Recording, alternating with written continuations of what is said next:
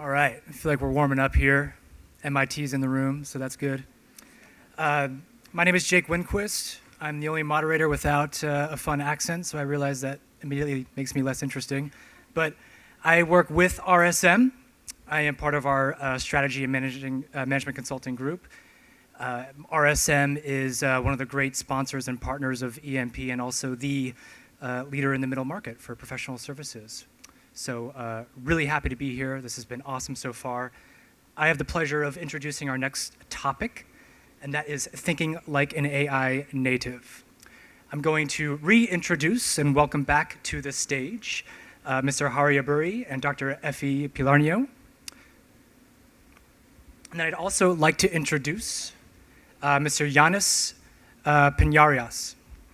Yannis comes to us from Microsoft. Yannis is part of the Microsoft Digital Group. He's a principal design lead and part of the AI Center of Excellence. Panelists, I'll leave you to it. So we are delighted to discuss our chapter, which is really one of those blurs that will blow your mind, I believe. Let me start with just reminding ourselves that business transformation is one of those constants. And, some businesses I think most businesses are on that journey. For some of them, it is a roller coaster. In any case, this is a moving target. But we think it is important to take a pulse of what is going on right now. And the way we see the world, there are 4 archetypes, types of businesses that are important.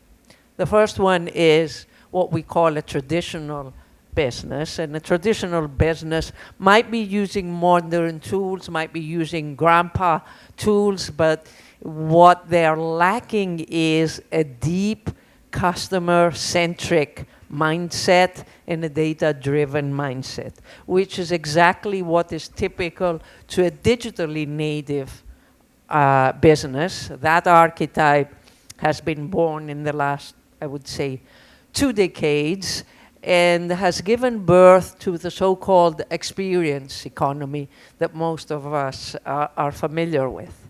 Then we have another breed, another archetype, which is the blockchain native businesses.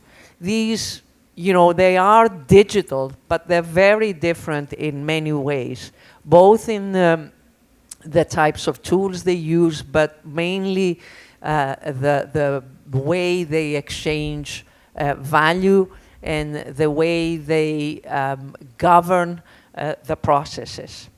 And then there's the last one, the AI native archetype of businesses that are blurs. They're not born yet, and these are the ones that are very interesting to us, and we discuss in our chapter, because we believe that right now we only have companies that are using AI tools, but not really in the breadth and depth that we think that AI native businesses will be using them. And as a result of this 4 archetypes and the evolution, the business is now caught in multiple stages of transformation.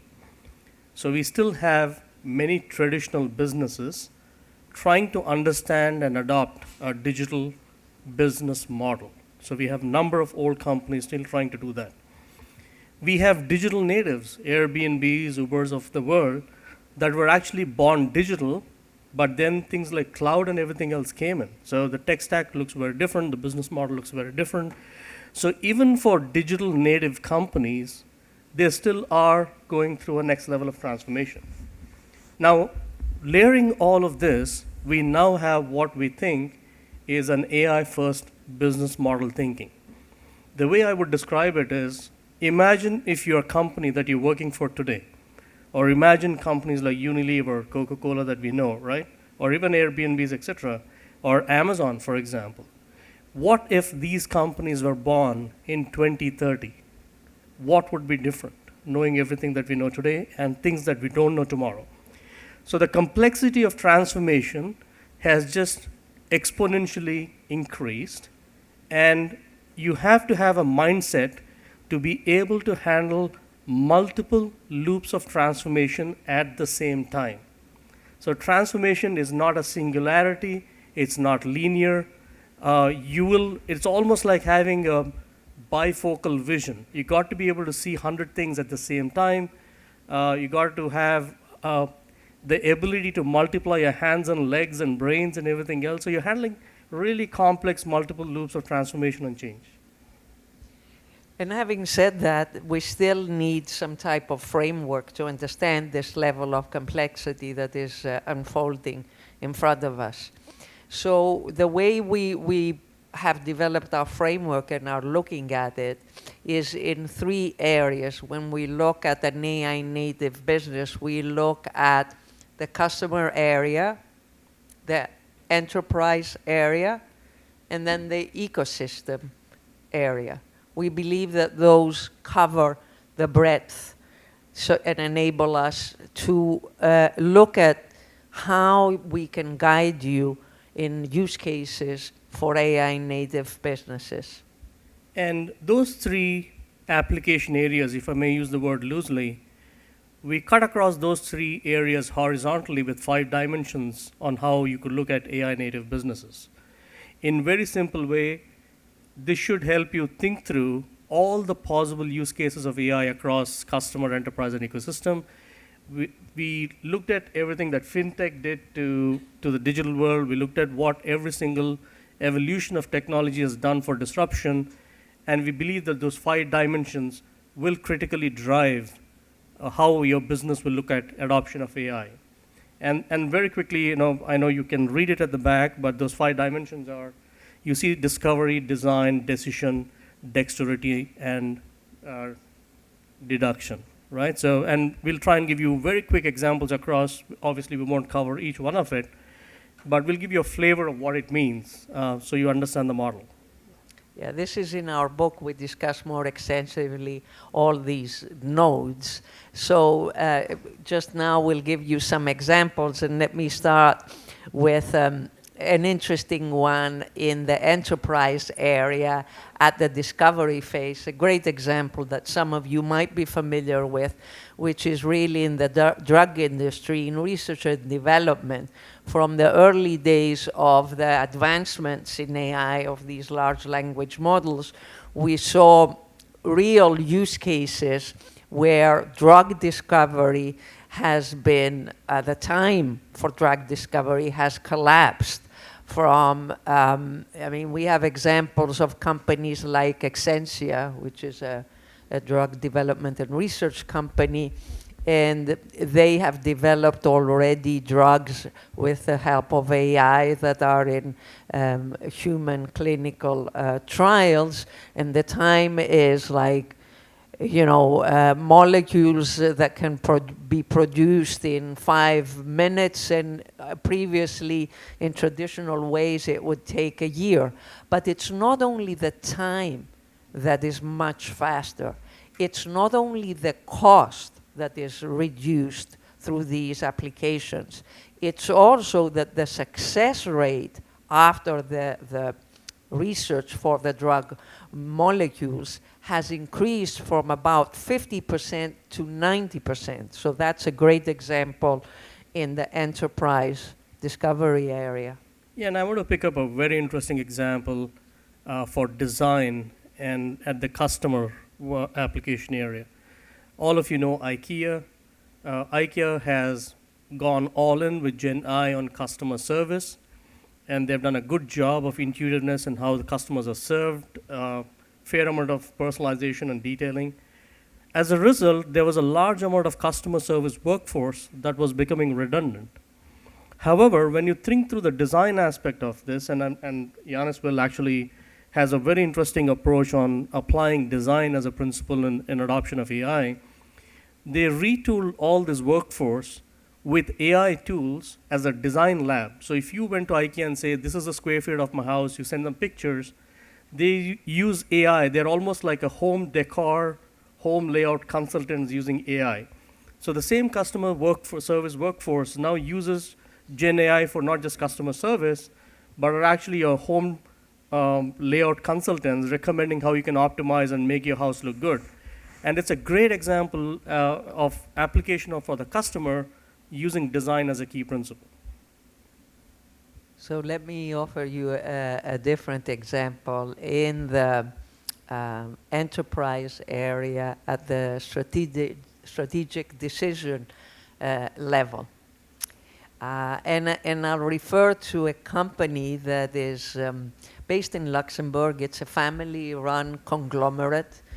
They have businesses in the restaurant sector, in the coffee business. Under them there's brands like Dr. Pepper and Caribou and so on. And in 2020, this company called Jab, they decided to go into pet clinics.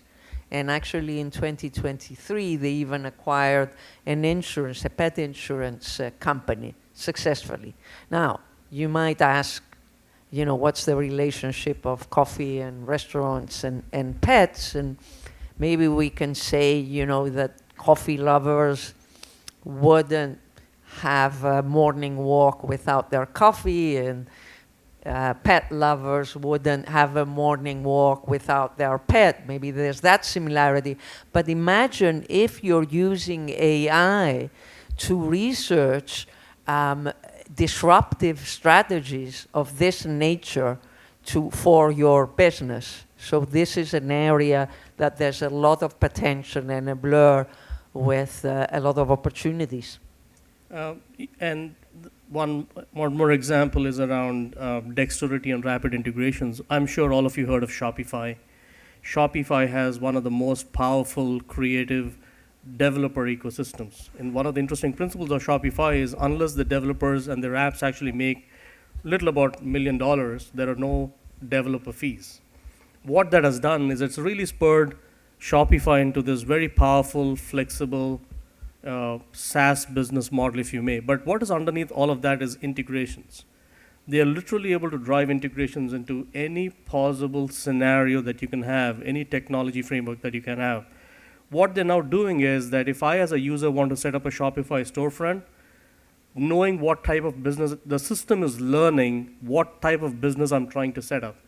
And it's already automatically listing up the integrations I need to have to be successful. Right? So it's brilliant in terms of the monetization effect. In fact, I know, and we have Sri who's going to come in later. He's like our tech guru. Alan, you too, so just not miss out. But so really you'll understand the monetization of APIs, etc., using AI, and Shopify is on the front of it. And the last example is in the area of customers and the deduction, looking at the personalization that AI can offer. Great example is Duolingo, the big company to learn foreign languages. And they've launched 2 AI powerful capabilities. One is called Explain My Answer, where, if you're speaking to Duolingo and you make a mistake, then Explain My Answer will give you feedback why, what is the mistake, so you understand your mistake. And then the next capability is role-playing. The chatbot will play a role, you'll be in conversation with the chatbot, so it's an interactive capability. Combine that with the explanation, it's the next level of personalization or intelligence, as I like to think of it. And the interesting thing about AI is the clock still tells that we're out of time because it started late. I'm hoping I get some grace time because Yannis still has to go. So please, moderators, be kind. We have a couple of quick points to close up before we pass it. The fundamental challenge of professionals and leaders is to break the linearity of thinking. The way I would explain it is all of you have Siri and Alexa. It is digital, it's highly sophisticated, but it's linear. It cannot turn off the light and open the door at the same time. It needs 2 commands. Now, with Apple AI announcement, of course, they made a very snazzy ad. It has to still work, right? So the linearity continues to be a challenge. So this is not a linear model. We don't recommend you follow vertically or horizontally. We created those dimensions so you can actually understand the nuances of how AI would get applied to your business across the 3 application areas. Effie? Yeah, I think it's extremely important to understand that all these nodes are interconnected. So again, don't look at this as a 5x3 linear model. It's really an invitation to explore combinations and create use cases through combinations and really launch what we like to think of as an AI factory of use cases from these different combinations. Yannis? Yannis. Yes. And don't pay attention to that So- clock. You have +5 because it was So that. do we have 5 minutes, including the moderator? Really? No. You do it. About 5 minutes. Good afternoon, everyone. Jake has Yeah. agreed. I see Jake nodding. And first of all, thank you, Effie and Harry, for inviting me here. For some context, I'm a design manager inside Microsoft Digital. And in fact, when Harry and Effie invited me to look into this framework and kind of like reflect on it, I found very similarities with similar frameworks what we are developing in design. And when I say design in the broader sense, because at Microsoft, when we think about design systems, it's a product. We think about it like a product that many roles need to use, from researchers to designers to engineers to PMs. It's a multidisciplinary system, and we see it as a product. And as such, my first reflection was that, like, how do we apply? How do I learn about this framework, right? And being a product, how do we go from theory to the practice? Like I was thinking, each one of these dimensions needs a series of principles for me to understand, and so that I can apply it. I fully agree that it's not a linear system. In fact, my design and engineering brain immediately wanted to disassemble your framework, because I wanted to understand how did you put it together, right? Because in fact, I don't believe it's linear or structured.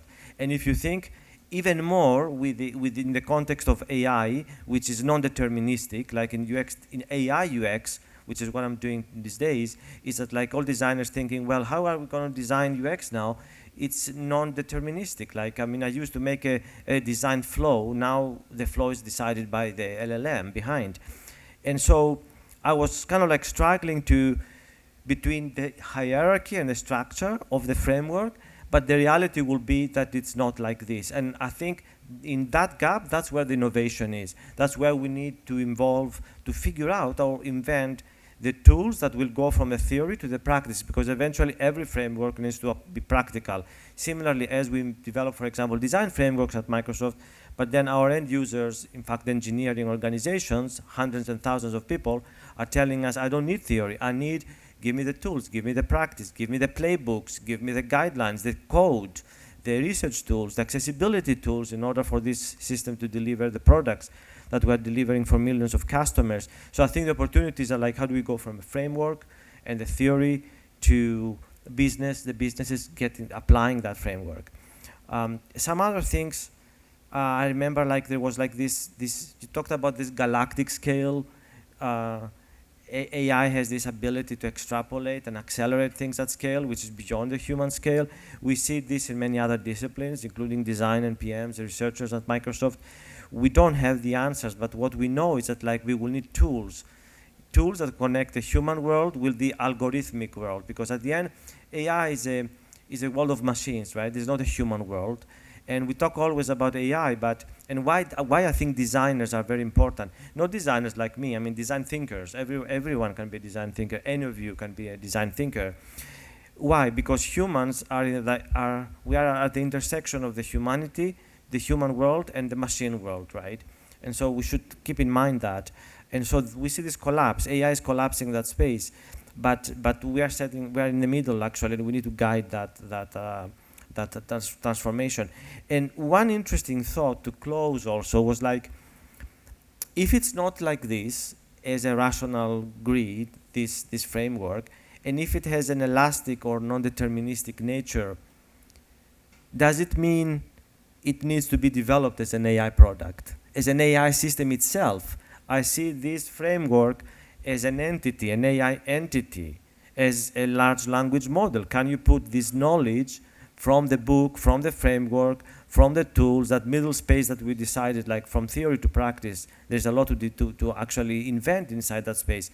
Can we take that middle space, which is what makes it real, and embed it into an AI offering, and then it becomes a product? So as a small company or a large company or a practitioner, I can use it because we are working with these tools these days, right? And so if I need to do something about design, about research, and so on, and I want to use your framework, can I use it like with, as a co-pilot? Could it be something like that? Thank you. Yeah. First of all, I'm happy you didn't deconstruct the model. Yeah. Jake, all yours.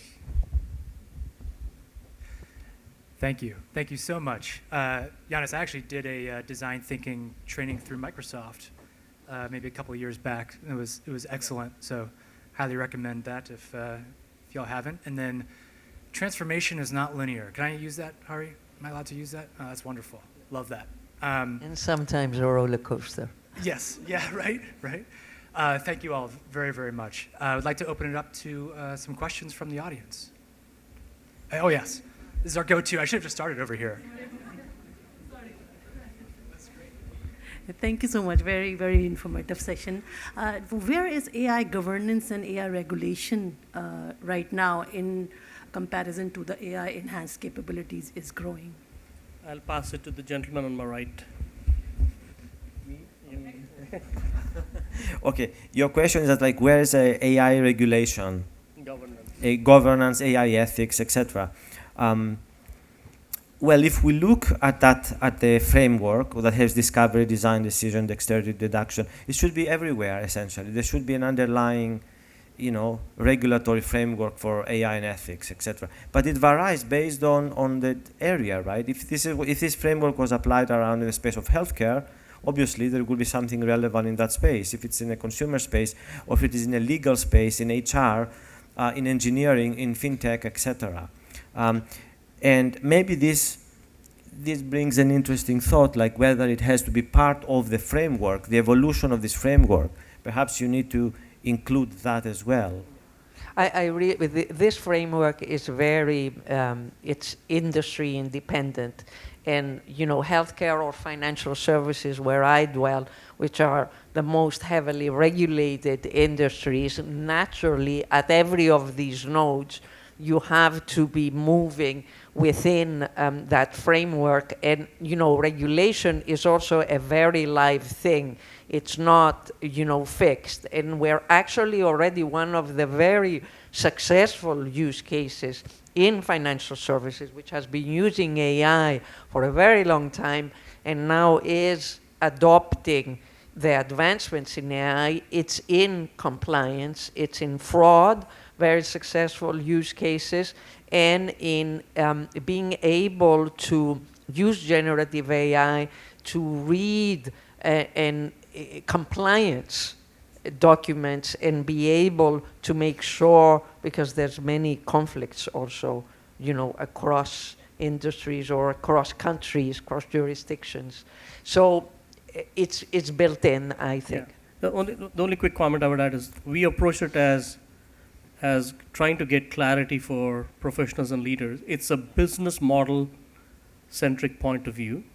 It does not mean that governance is not important or it's second or third in priority.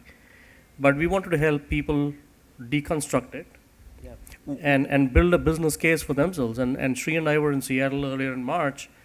We had about 15 senior leaders from credit unions in Microsoft Commons. And in all the half a day we spent with them, a little more than half a day, the technology issue didn't come up.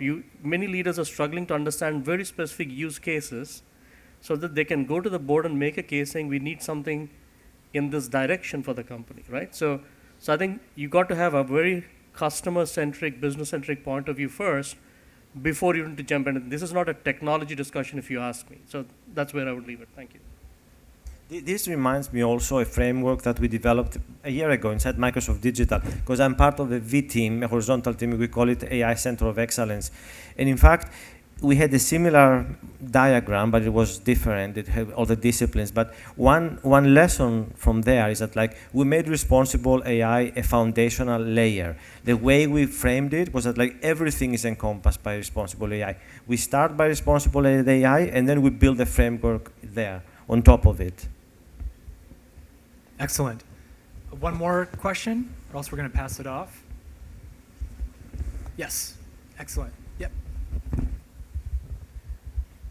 My question is, for those of us in the business world who are in a traditional business setting and really trying to move our organizations forward, how do you encourage people, especially leaders who've been kind of in this old management theory, how do you encourage them to be open to this transformation so that you can actually do the work of transforming your enterprise?